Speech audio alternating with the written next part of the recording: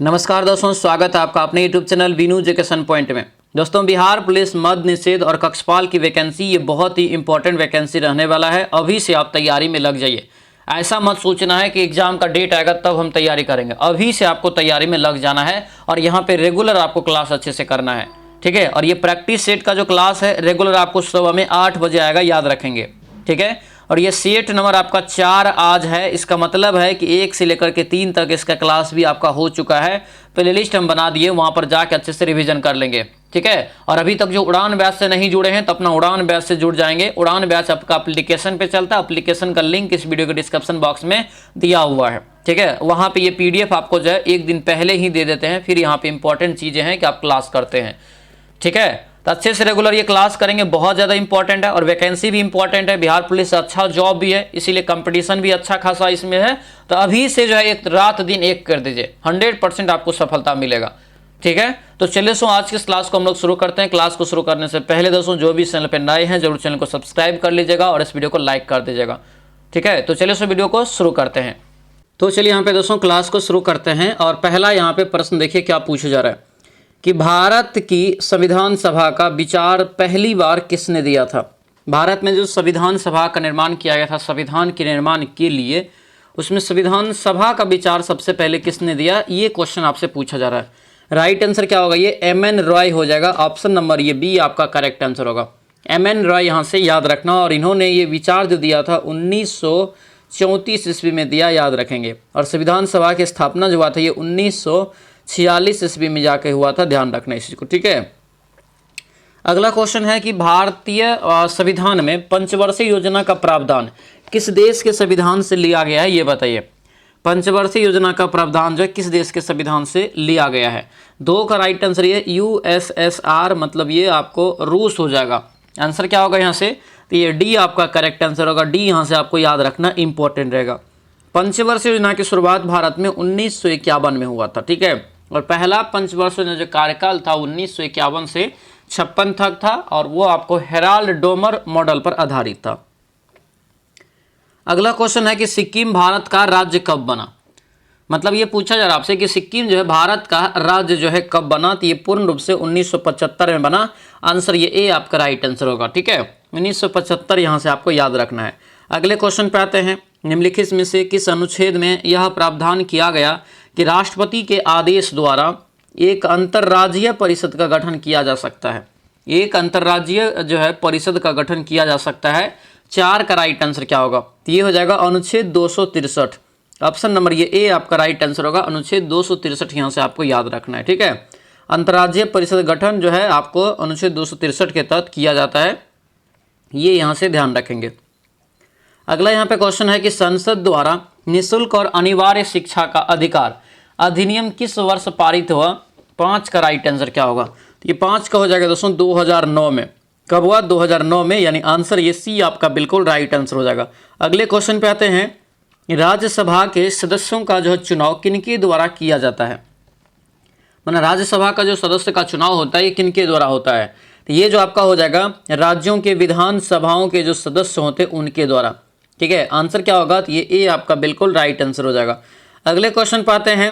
भारत के संविधान का कौन सा अनुच्छेद राज्यपाल की नियुक्ति से संबंधित है।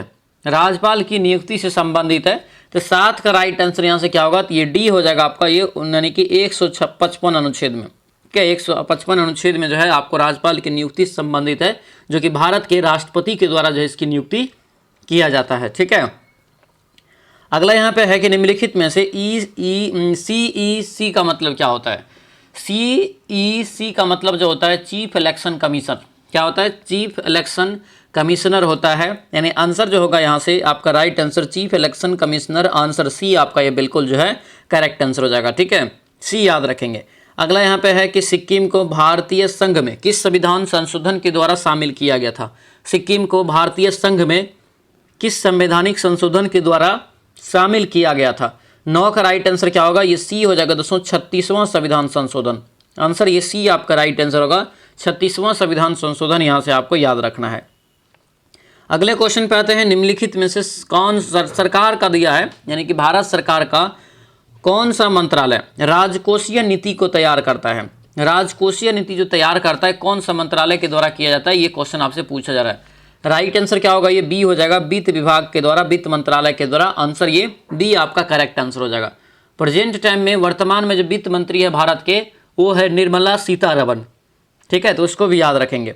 अगला क्वेश्चन है ब्रह्मांड अध्ययन डैश के रूप में किया जाता है। ब्रह्मांड का अध्ययन किस में किया जाता है, तो ब्रह्मांड का जो अध्ययन किया जाता है ये क्या जाता है, कॉस्मोलॉजी। आंसर ये सी आपका राइट आंसर होगा, कॉस्मोलॉजी हो जाएगा, ठीक है। एंथ्रोपोलॉजी जो यहाँ पे देख रहे हैं इसमें जो है मनुष्य जाति का अध्ययन किया जाता है, ठीक है। और एटीमोलॉजी जो यहाँ पे देख रहे हैं, एटीमोलॉजी में ये व्युत्पत्ति शास्त्र का जो अध्ययन किया जाता है। और एनाटॉमी में तो जानबे करते हैं शरीर की रचना का अध्ययन किया जाता है, ठीक है। अगला यहाँ पे क्वेश्चन है कि पृथ्वी के चारों ओर एक पूरा चक्कर लगाने में चंद्रमा द्वारा किया गया कार्य किसके बराबर होता है, तो ये जो बराबर हो जाएगा दोस्तों किसके बराबर, तो ये शून्य के बराबर हो जाएगा। आंसर ये बी आपका करेक्ट आंसर हो जाएगा। अगले क्वेश्चन पे आते हैं कि डैश वह मेडिसिन है जिस पर भारतीय मानक समय आधारित है। भारतीय जो है मानक समय आधारित है, 13 का राइट आंसर क्या होगा, तो ये हो जाएगा 82 और आधे डिग्री पूर्व रेखांश। आंसर ये ए आपका क्या होगा, राइट आंसर हो जाएगा, ठीक है। तो ये ए यहाँ से आपको ध्यान रखना है। अगले क्वेश्चन पे आते हैं कि निम्नलिखित में से कौन सा मरुस्थल भारत में स्थित नहीं है। कौन सा मरुस्थल जो है भारत में स्थित नहीं है, राइट आंसर हो जाएगा ये सिंधु घाटी सभ्यता यानी सिंधु घाटी मरुस्थल हो जाएगा। आंसर ये ए आपका क्या होगा, करेक्ट आंसर हो जाएगा, ठीक है। ये ए यहाँ से आपको याद रखना है। आगे बढ़ते हैं, दिया गया यहाँ पे है कि 10 डिग्री जल संधि क्या है, 10 डिग्री जल संधि इनमें से किससे संबंधित है। तो 10 डिग्री चैनल जो है या जल संधि जो है किसको किसको जोड़ता है, तो ये आपका हो जाएगा दोस्तों अंडमान को निकोबार से। आंसर ये ए आपका राइट आंसर होगा, ठीक है। अंडमान को ये निकोबार से जो है जोड़ने का काम करता है। अगला क्वेश्चन है कि हिमालय पर्वतमाला का वह हिस्सा है जो तीस्ता और दिहांग नदी के बीच स्थित है, तो डैश के रूप में जाना जाता है उसको। तीस्ता और दिहांग के बीच कौन सा हिमालय है ये बताना है, तो ये 16 का राइट आंसर ये ए हो जाएगा, असम हिमालय, ठीक है, असम हिमालय। कुमायूं हिमालय दोस्तों यहाँ पे जो देख रहे हैं ये सतलज और काली नदी के बीच में है, ठीक है। और पंजाब हिमालय जो होता है ये होता है सिंधु सतलज के बीच में, तो ये सब आपको यहाँ से याद रखना है। अगला क्वेश्चन है गोदावरी नदी का उद्गम बताइए कहाँ से होता है। गोदावरी नदी का उद्गम स्थल बताना है, 17 का राइट आंसर यहाँ से। तो ये आपका कहाँ से हो जाएगा, तो ये आपका दोस्तों हो जाएगा ब्रह्मगिरी की पहाड़ियों से। आंसर सी हो जाएगा। ब्रह्मगिरी की पहाड़ी कहाँ पड़ता है, तो ये आपको महाराष्ट्र में है। कहाँ पर, महाराष्ट्र में। आंसर ये सी आपका बिल्कुल राइट आंसर हो जाएगा। अगले क्वेश्चन पे आते हैं कि अल्फांसो जो है अल्फांसो किस फल का किस्म है, ठीक है, यानी कि अल्फांसो किस फल का किस्म है ये बताना है। राइट आंसर 18 का क्या होगा, तो ये आम का हो जाएगा। ऑप्शन नंबर बी आपका राइट आंसर होगा, बी याद रखना, मैग्नीफेरा इंडिका, ठीक है, इसका जो है वैज्ञानिक नाम होता है। अगला क्वेश्चन यहाँ पे है कि किस विकल्प में स्वर्णिम चतुर्भुज से संबंधित शामिल है। तो स्वर्णिम चतुर्भुज में सभी को पता है कि 4 महानगर जो भारत में है उनको जोड़ने का ये काम करते हैं, ठीक है। दिल्ली, मुंबई, चेन्नई, कोलकाता, उसको ये जोड़ने का काम करता है, यानी ऑप्शन ये ए ही इसका जो है करेक्ट आंसर हो जाएगा, ठीक है। इसकी लंबाई कई बार पूछ लिया जाता है कि स्वर्णिम चतुर्भुज की लंबाई टोटल कितना है, तो ये 5846 किलोमीटर, ठीक है। ये आपको अच्छे से ध्यान रखना है, पूछा जाता है। अगला क्वेश्चन यहाँ पे है कि पत्थर की बनी नृत्य करते हुए पुरुष की मूर्ति नटराज किस स्थान पर पाई गई है। तो ये नटराज की मंदिर जो है कहाँ पर है, नटराज की मूर्ति जो है कहाँ पर पाई गई थी, तो ये आपका 20 का हो जाएगा, सी हड़प्पा में। कहाँ पर, हड़प्पा में ही हो जाएगा। ऑप्शन नंबर ये सी आपका राइट आंसर होगा, ठीक है। अगला क्वेश्चन है कि इनमें से कौन राजा हर्षवर्धन के दरबारी कवि थे। राजा हर्षवर्धन के दरबारी कवि कौन थे ये बताइए। तो ये हो जाएगा बाणभट्ट। क्या होगा, ये बाणभट्ट हो जाएगा, बाणभट्ट यहाँ से इसका राइट आंसर होगा, ध्यान रखेंगे, ठीक है। हर्षवर्धन ने दोस्तों जो है एक तरह से खुद भी एक साहित्यकार था, ठीक है। इन्होंने जो लिखे हैं इनके द्वारा लिखे गए प्रियदर्शिका साहित्यकार, ये आपको याद रखना। प्रियदर्शिका के लेखक हर्षवर्धन खुद है, रत्नावली के लेखक हर्षवर्धन है, नागानंद के लेखक हर्षवर्धन है, ठीक है। लेकिन हर्षचरित्र जो है, जो कि हर्षवर्धन से रिलेटेड, उसके शासनकाल से रिलेटेड जो लिखा गया है, वो लिखा गया बाणभट्ट के द्वारा। ये दोनों पॉइंट को यहाँ से याद रखना है, कन्फ्यूजन होता है। अगला क्वेश्चन है किताब उल हिंद किस यात्री और विद्वान की कृति है। किताब उल हिंद के लेखक कौन है, तो यहाँ से 22 का राइट आंसर क्या होगा, तो ये सी हो जाएगा, अल बरूनी। आंसर ये सी आपका बिल्कुल करेक्ट आंसर हो जाएगा। अगले क्वेश्चन पे आते हैं, अजंता गुफाओं की चित्रकारी क्या दर्शाती है।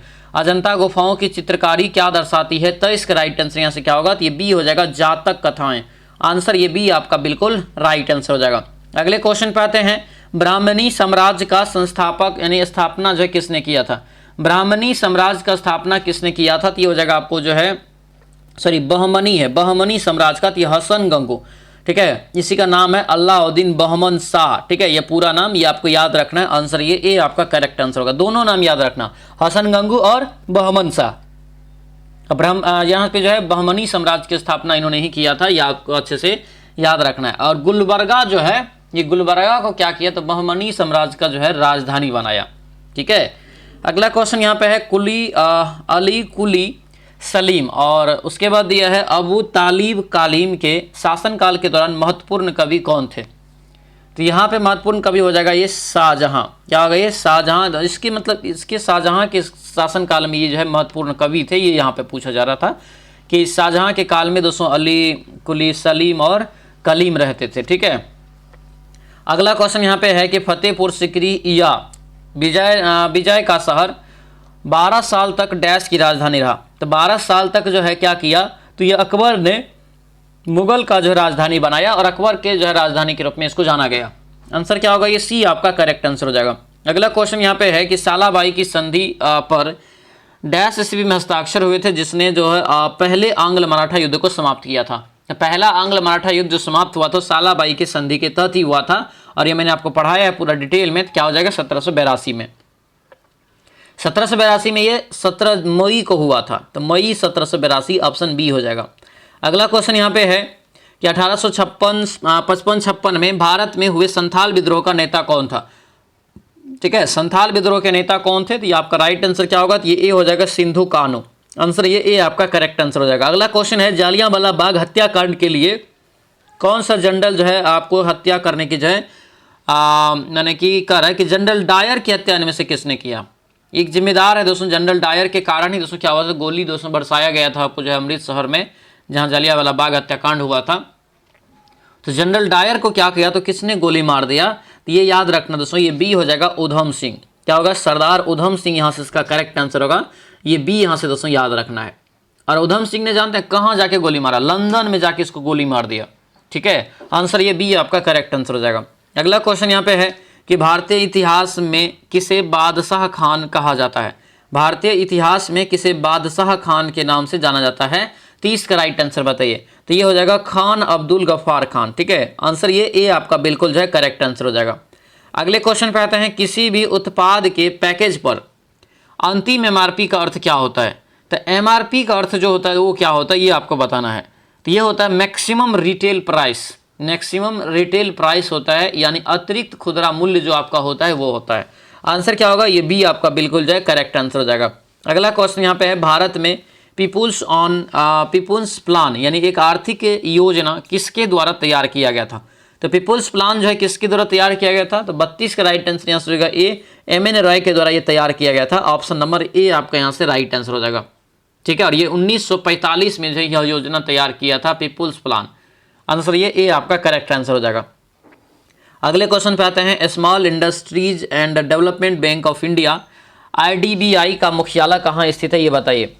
IDBI का मुख्यालय कहाँ है? 33 का राइट आंसर हो जाएगा ये लखनऊ में। आंसर ये डी आपका बिल्कुल जो है करेक्ट आंसर होगा। डी यहाँ से आपको याद रखना है, ठीक है। अगला क्वेश्चन है, वस्तुओं के निर्यात और आयात के संतुलन को डैश बैलेंस यानी कि जो है बैलेंस को डैश के रूप में संदर्भित किया जाता है। तो इसको जो कहा जाता है आयात निर्यात जहाँ होगा तो ये आपका हो जाएगा व्यापार संतुलन। आंसर क्या होगा? ये बी आपका करेक्ट आंसर हो जाएगा। अगला क्वेश्चन है, निम्नलिखित में से कौन परंपरागत कृषि विकास योजना PKVY का उद्देश्य नहीं है? तो यहाँ पे जो हो जाएगा ये सी होगा यहाँ से दोस्तों, ये शहरी ग्राम और शहरी रोजगार अवसर को पैदा करेगा, ये गलत है, ठीक है। अगला क्वेश्चन यहाँ पे है कि राष्ट्रीय ग्रामीण आजीविका मिशन निम्नलिखित में से किसकी सहायता के लिए लागू किया गया है? यानी किसकी सहायता से लागू किया गया है, ये क्वेश्चन है। किसकी सहायता से लागू किया गया है? तो से जो लागू किया गया है ये आपका हो जाएगा दोस्तों वर्ल्ड बैंक है। पता है ना, नीतीश कुमार जी जो जीविका की शुरुआत किया था तो वर्ल्ड बैंक से जो है एक तरह से वित्तीय सहायता लेके, कर्जा लेके फिर जो है आपको जीविका का शुरुआत किया था, ठीक है। आंसर ये बी आपका यहाँ से राइट आंसर हो जाएगा। अगले क्वेश्चन पे आते हैं, सरकार द्वारा गिफ्ट शहर की योजना कहाँ बनाई गई है? सरकार द्वारा गिफ्ट शहर की योजना कहाँ बनाई गई है ये बताना है। ये दोस्तों हो जाएगा अहमदाबाद में, ठीक है। ऑप्शन नंबर ये ए आपका राइट आंसर होगा। ये गुजरात में गिफ्ट शहर जो है बनाई गई है वहीं पे। ऑप्शन नंबर ये ए हो जाएगा। अगला क्वेश्चन यहाँ पे है यूएनडीपी। यूएनडीपी का पूरा जो है फुल फॉर्म क्या होता है? तो यूएनडीपी का जो हो जाएगा ये डी होगा। क्या होगा? ये United Nations Development Programme. United Nations Development Programme, option यहाँ से डी आपका बिल्कुल राइट आंसर हो जाएगा। दिया यहाँ पे है क्वेश्चन नेक्स्ट के, ईस्टर का त्योहार निम्नलिखित में से किस दिन मनाया जाता है? ईस्टर, ईस्टर जो मनाया जाता है दोस्तों, यहाँ पे ये क्वेश्चन पूछा जा रहा है, तो ये आपको खास तौर पे जो है ईसाइयों में मनाया जाता है। किसमें? ईसाई धर्म में, ठीक है। और ये किस दिन मनाया जाता है, ये क्वेश्चन पूछा जा रहा है आपसे, तो ये हो जाएगा रविवार का दिन, ठीक है, संडे को। ऑप्शन नंबर ये सी आपका बिल्कुल जो है करेक्ट आंसर होगा, सी याद रखेंगे, ठीक है। अगला यहाँ पे क्वेश्चन है कि उस्ताद अमजद अली खान, उस्ताद अमजद अली खान निम्नलिखित में से किस वाद्य यंत्र के वादक है? किस वाद्य यंत्र के ये वादक हैं, ये बताना है। तो ये हो जाएगा सरोद वादक है। ऑप्शन नंबर बी आपका राइट आंसर होगा। पुस्तक एक है इंटरप्रेटर ऑफ मालाडीज, इंटरप्रेटर ऑफ मालाडीज किसके द्वारा लिखी गई, ये बताना है। तो ये जो लिखा गया दोस्तों यहाँ पे किसके द्वारा, तो राइट आंसर होगा बी। क्या होगा? ये झुम्पा लहरी। क्या होगा? ये झुम्पा लहरी, यानी ऑप्शन नंबर बी आपका ये करेक्ट आंसर हो जाएगा। अगला क्वेश्चन यहाँ पे है, भारत में हर साल राष्ट्रीय गणित दिवस कब मनाया जाता है? भारत में हर साल राष्ट्रीय गणित दिवस जो है कब मनाया जाता है, ये बताइए। ये जो करेक्ट आंसर होगा यहाँ से ये ए हो जाएगा। 22 दिसंबर को जो है गणित दिवस के रूप में मनाया जाता है हर साल, याद रखेंगे, ठीक है। और भारत के जो महान गणितज्ञ है दोस्तों श्रीनिवास रामानुजन का जो है जन्म आपको 22 दिसंबर 1887 को हुआ था तमिलनाडु में, ठीक है, ईरोड में हुआ था। और वहीं इसी के जो जन्मदिन पे ये गणित दिवस मनाया जाता है आपको जो है 22 दिसंबर को। आंसर ये ए आपका राइट आंसर हो जाएगा। अगले क्वेश्चन पे आते हैं, भारत में भौतिक विज्ञान के लिए प्रथम नोबेल पुरस्कार जो है प्राप्त हुआ था किसको, ये बताइए।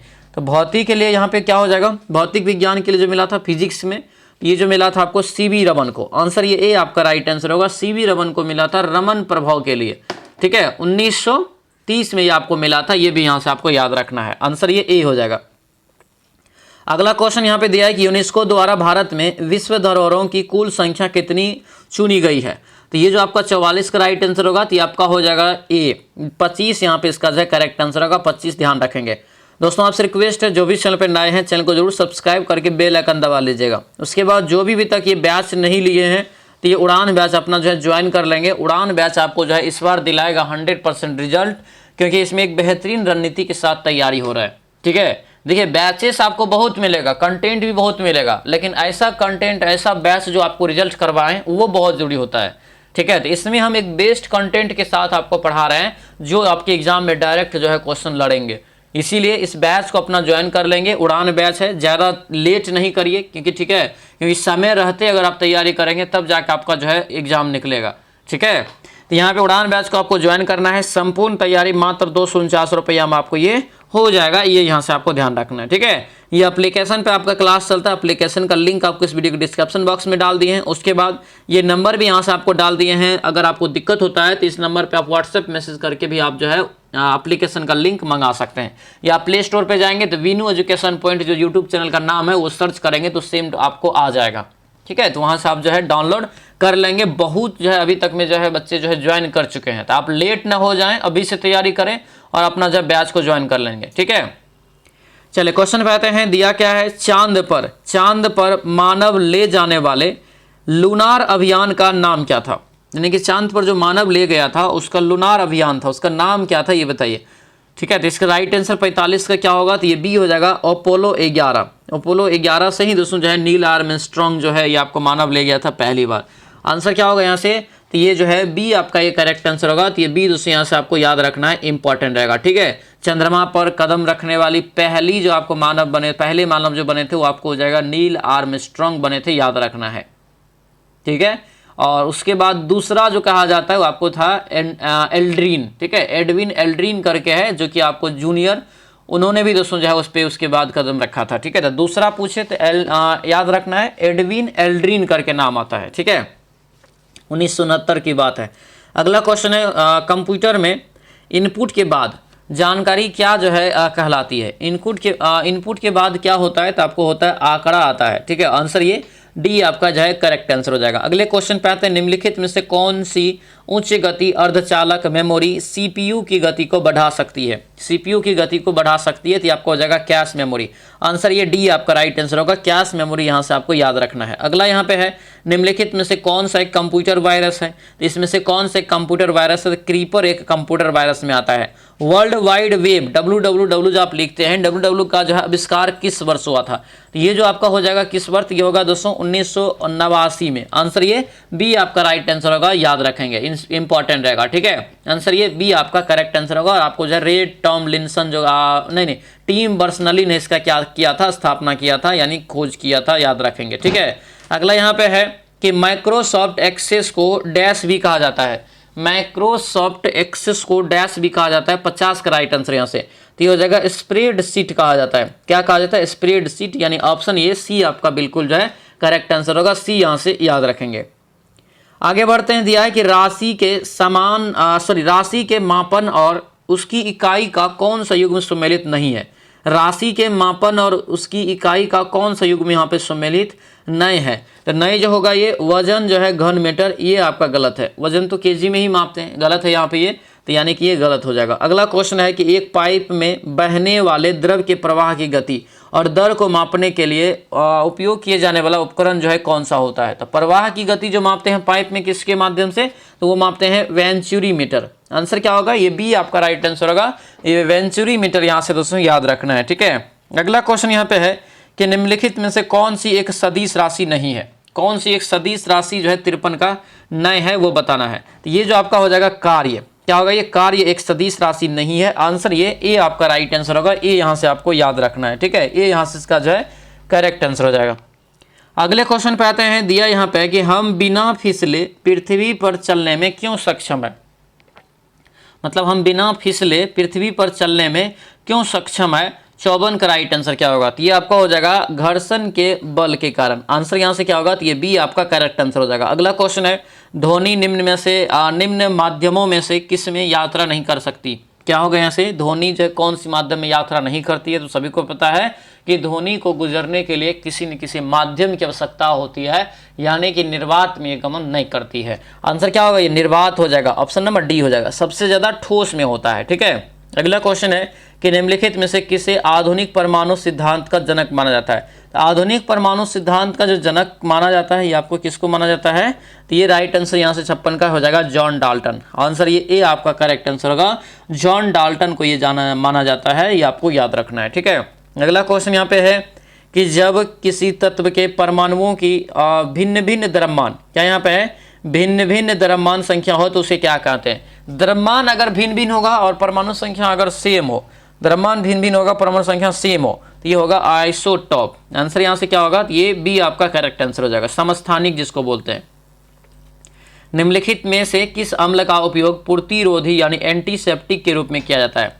एंटीसेप्टिक के रूप में किसका प्रयोग करते हैं, तो ये हो जाएगा बोरिक अम्ल, किसका, बोरिक अम्ल। आंसर ये ए आपका राइट आंसर होगा, बोरिक अम्ल यहाँ से इसका राइट आंसर हो जाएगा, ठीक है। इसको हाइड्रोजन बोरेट के नाम से भी जानते हैं। अगला है कि निम्नलिखित में से कौन सी गैस खाद्य उत्पादन में दुर्गंध का कारण बनती है, दुर्गंध का जो है कारण बनती है। तो 59 का राइट आंसर ये ए हो जाएगा, ऑक्सीजन। आंसर क्या होगा, ये ए आपका राइट आंसर होगा, ऑक्सीजन यहाँ से इसका जो है करेक्ट आंसर हो जाएगा, ठीक है। अगले क्वेश्चन पे आते हैं, निम्नलिखित में से कौन सा धोवन सोडा का उपयोग नहीं है, कौन सा जो है धोवन सोडा का उपयोग जो है नहीं है। 60 का राइट आंसर क्या होगा यहाँ से, तो 60 का हो जाएगा दोस्तों सी, क्या होगा, सी हो जाएगा। इसका उपयोग पेयजल को कीटाणुओं से मुक्त बनाने के लिए किया जाता है, ये सही आंसर होगा, सी राइट हो जाएगा। अगले क्वेश्चन पे आते हैं, बागवानी की वह शाखा जो सब्जियों के उत्पादन, भंडारण और प्रसंस्करण और विपणन से संबंधित है, क्या कहलाता है। तो इसे जो कहते हैं दोस्तों यहाँ से, तो आपको ओलेरी कल्चर हो जाएगा। क्या कहते हैं इसे, ओलेरी कल्चर कहते हैं। आंसर ये सी आपका राइट आंसर होगा, ओलेरी कल्चर यहाँ से आपको याद रखना है। अगला क्वेश्चन यहाँ पे है, पौधे की कोशिका भित्ति किससे संबंधित है। पौधे की कोशिका भित्ति जो है किससे संबंधित है, 62 का राइट आंसर बताइए। तो 62 का ये हो जाएगा दोस्तों सी, सेलुलोज यहाँ से इसका राइट आंसर होगा, ये सी ऑप्शन यहाँ से इसका करेक्ट हो जाएगा, ठीक है। सेलुलोज यहाँ से आपको याद रखना है। अगले क्वेश्चन पे आते हैं, मानव शरीर में सबसे बड़ी ग्रंथि कौन सी है। मानव शरीर में सबसे बड़ी ग्रंथि जो है ये कौन सी है, 63 का राइट आंसर देखेंगे तो ये लीवर हो जाएगा। क्या होगा, ये लीवर यहाँ से इसका करेक्ट आंसर होगा, यानी ऑप्शन नंबर ये ए आपका राइट हो जाएगा, ए यहाँ से दोस्तों याद रखना है, ठीक है। अगला क्वेश्चन यहाँ पे देखेंगे, रक्त का थक्का किसकी उपस्थिति के कारण बनता है? रक्त का थक्का जो है किसकी उपस्थिति के कारण बनता है? तो ये हो जाएगा प्लेटलेट्स की उपस्थिति के कारण। ठीक है, आंसर ये डी हो जाएगा। रक्त के थक्का बनाने में, जमाने में जो मदद करता है वो विटामिन के करता है। ठीक है, और घाव को दोस्तों सुखाने में विटामिन सी करता है। पारिस्थितिकी तंत्र में कितने प्रकार के पारिस्थितिकी पिरामिड होते हैं? पारिस्थितिकी तंत्र में कितने प्रकार के पारिस्थितिकी पिरामिड होते हैं? 65 का राइट आंसर क्या होगा?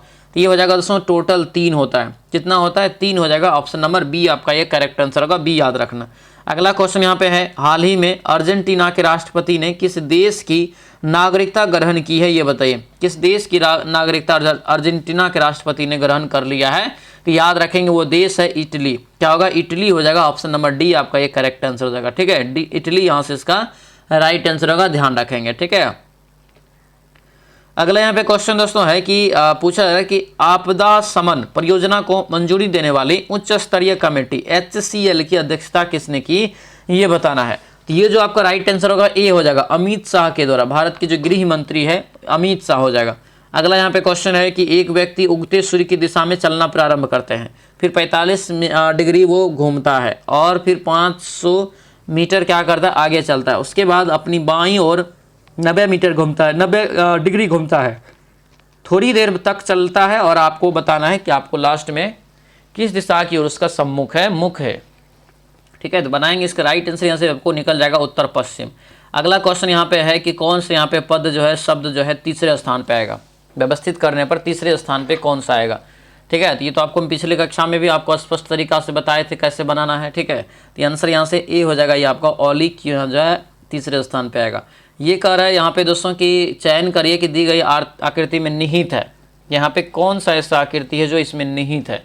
तो निहित जो है यहाँ पे से देखने में स्पष्ट लग रहा है कि ए वाला यहाँ पे आकृति निहित है इसमें, है ना।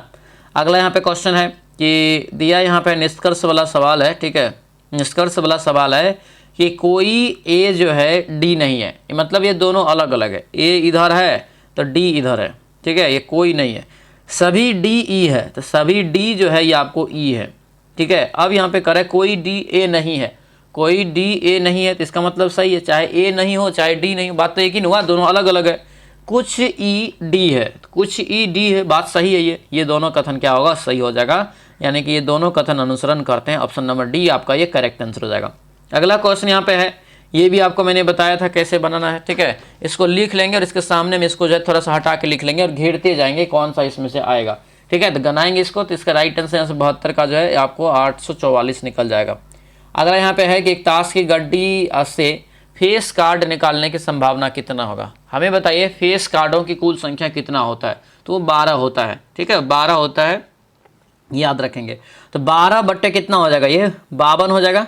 12 बट्टे 52 काट दीजिए, कितना हो जाएगा? 3 से कटेगा, 4 से कटेगा, 4 तिया 12, 4 एकान 4 तिया 12, 3 बट्टे कितना हो गया? ये 13 निकल गया। 3 बट्टे 13 इसका यहाँ से राइट आंसर हो जाएगा, सी हो जाएगा। अगला यहाँ पे है संचयी बारंबारता, आपको यहाँ पे दिया गया है, बताना है। माध्य भी दिया है और के का संभावित, ये तो आपको बताए थे ना। ये दोनों को क्या करेंगे? गुना करके सबको जोड़ लेना है, इसका जोड़ लेना है, इसके जोड़ बटे इतना कर लेंगे, बराबर में 33, राइट आंसर निकल जाएगा। ठीक है, तो बनाएंगे तब जाके आपको होगा, थोड़ा सीखने का भी प्रयास आप करेंगे दोस्तों। ठीक है, यहाँ से इसका जो निकलता है ये 74 का ये बी निकल जाएगा, 2 निकलेगा। ठीक है, 2 निकलता है। अगला यहाँ पे क्वेश्चन है दिया हुआ कि निर्देशांक ज्यामिति का ये सवाल है, इसमें आपको फार्मूला पे इस सवाल को जो है बना लेना है। ठीक है, फार्मूला पे इस सवाल को आपको बना लेना है। फार्मूला क्या होता है? x1 बराबर फार्मूला होता है m1 इंटू x2 प्लस होता है m2 इंटू x1 बट्टे में होता है m+1। सेम आपको y वाला में करना है, y1 m1 into y2 plus m2 y1 बट्टे m1 प्लस m2। ठीक है, तो इसको इस प्रकार से बनाएंगे, राइट आंसर निकल जाएगा। इसका बता देते हैं राइट आंसर क्या निकलेगा? आंसर डी निकलेगा यहाँ से। ठीक है, अगला यहाँ पे क्वेश्चन है दिया है कि एक त्रिभुज की भुजाओं का अनुपात इतना है, परिमाप इतना दिया है, सबसे छोटी क्या होगा? तो यहाँ पे क्या करेंगे? पहले तो हम लोग इस अनुपात को तोड़ लेंगे। तो अनुपात को जो तोड़ेंगे तो ये क्या होगा? नीचे वाला का पूरा एलसीएम निकाल लीजिए। ठीक है, तो एलसीएम आपको 30 निकलता है, 30 बटे 3 हो जाएगा। ठीक है, 30 बटे आपको जो है 5 हो जाएगा। ठीक है, और उसके बाद यहाँ से जो है इसके बाद आपको जो है 30 बटे कितना हो जाएगा? 30 बटे 6। तो ये आपको जो है अनुपात में आपको निकल जाएगा। 10 निकला, 5 छक्के 30, 6 6 पंचे 30, 5, ये इतना निकला ना। आप सब कुछ जोड़ दीजिए, 6 10 6 16, 16 5 21, 21 बराबर अगर 147 करेंगे तो 7 मरतबे कट जाएगा, है ना। मांग किसका रहा है? सबसे छोटी का, तो सबसे छोटी 5x वाला हो जाएगा, ठीक है। ये 5x वाला, तो यहाँ से 6 5 7 35, 35 यहाँ से सेंटीमीटर ये निकल जाएगा। आंसर क्या होगा? ये बी आपका ये करेक्ट आंसर हो जाएगा। अगले क्वेश्चन पे आते हैं। दिया है कि एक वृत्त का आरेख आपको दिया है, पाई चार्ट वाला, ठीक है। इसको दोस्तों क्या करना है, एकदम ये इजी सवाल होता है, जो जो कारण है वैसे वैसे आपको करना है। दिया है 2016 में शुरू किए गए स्टार्टअप, यहाँ पे क्या है? सभी स्टार्टअप, ठीक है, यानी स्टार्टअप और ये सफल स्टार्टअप। स्टार्टअप में कितने प्रतिशत जो है आपको भ्रमण क्षेत्र में है? तो यहाँ पे भ्रमण क्षेत्र का ऑप्शन में आपको दिया हुआ है, उसके अनुसार से, यानी ट्रेवल क्या हो गया, एक प्रकार से भ्रमण हो गया, तो उस पर आपको करके निकाल लेना है, ठीक है। तो यहाँ से जो निकलेगा आपको सबको जोड़ेंगे तो आपको निकल जाएगा दोस्तों यहाँ से 2510।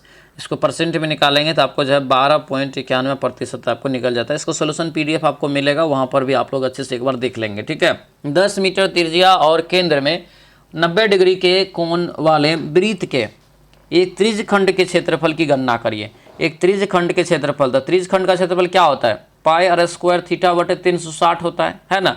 तो पाई r स्क्वायर थीटा बटे 360, सब कुछ दिया ही है तो मान रख दीजिए, थीटा का भी मान दिया, r का भी मान दिया है, रख दीजिए, मान आंसर निकल जाएगा। आंसर यहाँ से कितना निकलेगा? तो 78.5 जो है आपको मीटर स्क्वायर निकल जाता है। अगले यहाँ पे है कि सरल करिए, सरल करना यहाँ पे इसको, cot 13, cot 27, cot 45, 63 और 77 का मान कितना होगा? तो इसका जो मान होगा और गुना के फॉर्मेट में है तो ये आपको ए निकल जाएगा यहाँ से, ठीक है। ये यहाँ से इसका राइट आंसर हो जाएगा। अगला यहाँ पे क्वेश्चन दोस्तों है, इसको जो इसका मध्य समानुपाती निकालना है।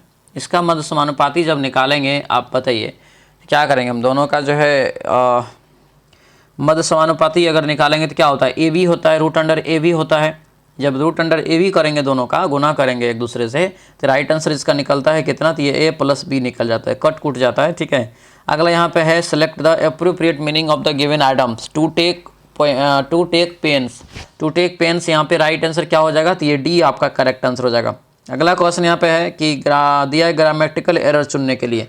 ग्रामेटिकल एरर ये सेंटेंस में आपको डी हो जाएगा। अगला यहाँ पे क्वेश्चन है, दिया यहाँ पे है कि fill in the blank, rest in dash, rest in dash, तो रेस्ट इन आपको यह है साइलेंस। अगला यहाँ पे है people of the some dash are not allowed, right answer यहाँ से 84 क्या हो जाएगा? 84 का ये डी हो जाएगा, क्लेन। अगला यहाँ पे है, select the appropriate meaning given the item, ठीक है। चाइल्ड्स प्ले, चाइल्ड्स प्ले यहाँ पे हो जाएगा, ये आपका बी हो जाएगा, ये something that is very easy, ठीक है। आंसर जो है ये बी आपका क्या होगा? तो ये बिल्कुल जो है करेक्ट आंसर हो जाएगा।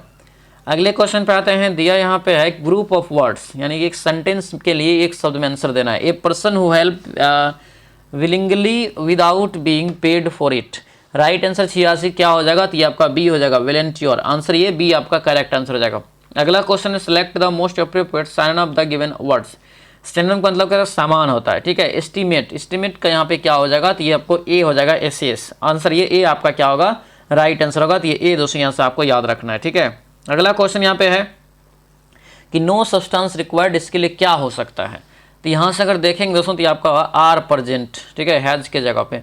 अगला यहाँ पे दिया है कि फिर से सेम सवाल है, to take a break from, तो यहाँ पे जो होगा अगर देखेंगे तो यहाँ पे ए हो जाएगा, ठीक है। नो सब्सटेंस यानी कि सेम ये रहेगा, सही है ये, ठीक है। अगला यहाँ पे दिया है फिर से ग्रुप ऑफ वर्ड्स के लिए, ठीक है। Group of word, go back over the same route that one has just taken, तो 90 का जो राइट आंसर यहाँ से हो जाएगा क्या होगा? तो ये आपका हो जाएगा डी, रेटेंस हो जाएगा, ठीक है, रेटेस, रेटेस। आंसर यहाँ नेक्स्ट क्वेश्चन देखेंगे। निम्नलिखित में से बताना है कि प्रचुर का विलोम शब्द क्या होगा?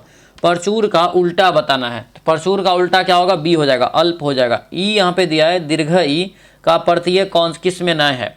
तो दीर्घ ई का यहाँ पे प्रत्यय किस में नय है? तो नय है तो यहाँ पे दोस्तों बी हो जाएगा, चमेली, ठीक है। अगला यहाँ पे है महेंद्र का संधि विच्छेद बताइए। महेंद्र का सही संधि विच्छेद यहाँ से क्या हो जाएगा? तो ये होगा महा प्लस इंद्र। आंसर ये ए आपका करेक्ट आंसर हो जाएगा। अगले क्वेश्चन पे आते हैं। रंगमंच के पर्दे के पीछे का स्थान कहा जाता है क्या? रंगमंच के पर्दे के पीछे का स्थान क्या कहा जाता है? 94 का राइट आंसर क्या हो जाएगा ये बताइए। तो ये दोस्तों आपका बी हो जाएगा, नेपथ्य, क्या होगा, ये नेपथ्य हो जाएगा। आंसर ये बी आपका करेक्ट आंसर हो जाएगा। जिसे बुलाया न गया हो, वाक्य के लिए जो है आपको प्रयुक्त शब्द बताइए। जिसे बुलाया न गया हो, 95 का जो राइट आंसर होगा क्या होगा, तो ये आपको सी हो जाएगा, अनाहूत हो जाएगा, अनाहूत, आंसर सी हो जाएगा। अगले क्वेश्चन पाइए, दिया यहाँ पे है कि अनिष्ट का अर्थ जो है डैश होता है, परंतु अनिष्ट का अर्थ जो है निष्ठाहीन होता है। समरूपी विनार्थक शब्द बताइए क्या हो जाएगा। 96 का राइट आंसर बताइए क्या होगा। एक यहाँ पे दोस्तों इसका अर्थ बताना है, अनिष्ट का अर्थ बताना है। अनिष्ट का तो अर्थ निष्ठाहीन, अनिष्ट का मतलब यहाँ पे क्या हो जाएगा, तो ये होगा हानि। ठीक है, वर्ण का अर्थ जो है नहीं होता है। कौन यहाँ पे वर्ण का अर्थ जो है नहीं होता है, तो ये हो जाएगा आपको सुंदर। अगले क्वेश्चन पे आते हैं, दिया गया है कि निम्नलिखित में से किस एक का अर्थ पुराना है। कौन सा एक का अर्थ जो है इसमें से पुराना है, ये बताइए। तो ये जो राइट आंसर होगा डी हो जाएगा, चीर हो जाएगा। वागीसवरी का पर्यायवाची शब्द क्या होगा। वागीसवरी का पर्यायवाची शब्द यहाँ पे क्या होगा, तो ये बी हो जाएगा, शारदा। ठीक है, अगले क्वेश्चन पे आते हैं, दिया यहाँ पे है कि कान का कच्चा होना मुहावरे का अर्थ क्या होगा। कान का कच्चा होना मुहावरे का अर्थ होगा सुनी सुनाई बातों पर विश्वास करना। आंसर ये बी आपका जो है बिल्कुल राइट आंसर होगा। तो ये था दोस्तों आपका जो है फुल सेट जो अभी चल रहा है, न्यू प्रैक्टिस सेट जो आपका चल रहा है, चौथा सेट था। कैसा रहा क्लास हमें कमेंट में जरूर बताएंगे। जो भी उड़ान बैच से नहीं जुड़े हैं तो अपना उड़ान बैच से भी सभी लोग जुड़ जाइएगा। नंबर आपको दे दिए हैं और आपको जो है लिंक भी जो है एप्लीकेशन का जो है इस वीडियो के डिस्क्रिप्शन बॉक्स में दिया हुआ है। ठीक है, तो चलिए इसमें मिलते हैं हम लोग नेक्स्ट वीडियो में। सभी लोगों को बहुत बहुत धन्यवाद। जय हिंद।